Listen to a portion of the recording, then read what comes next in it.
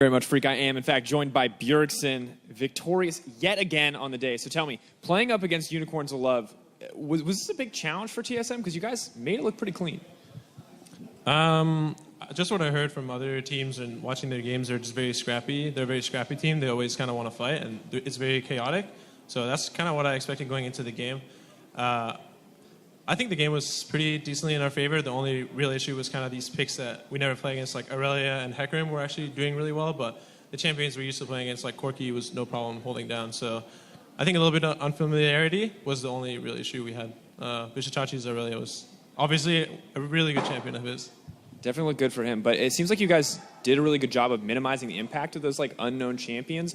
Was this a conversation that happened in pick ban when you saw these crazy picks coming in? Did you guys have a strategy ready for it, or did you kind of just play it by ear, so to speak, as you went into the game? I think we watched a little bit of how they play with Hecarim, or just that he plays mainly to farm in the early game. He didn't have a lot of impact, but the Aurelia pick, you can't really prepare much for. It's just a champion that everyone on our team has played against a lot over the years. It has been meta a lot in the past, so it's not a new champion that no one's ever played against, so it's just about thinking back to, what does Aurelia do? What are her weaknesses? For example, when she jumps into a team fight and she has two like offensive items, Triforce and Bork, she just blows up. So that was one of the things that was really easy for me to recognize and just kill her in team fights. Definitely saw it pretty repeatedly across that game. Now you are back in home turf, maybe not in terms of competitive League of Legends, but in terms of origination. How do you feel about playing in Europe, playing on European soil again?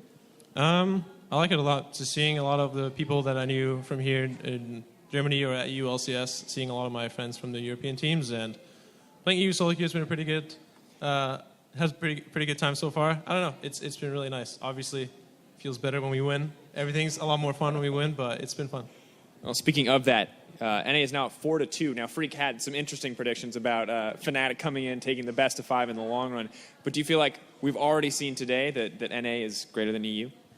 Oh, man.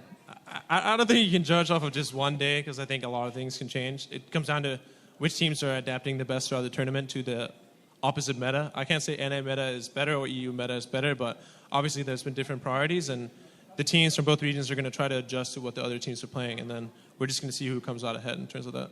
We definitely will. Well, a very diplomatic answer there to close it out. Congrats again on your win, and thank you so much for taking the time to talk to me. For now, we are going to toss things over to the analyst desk to close out the day.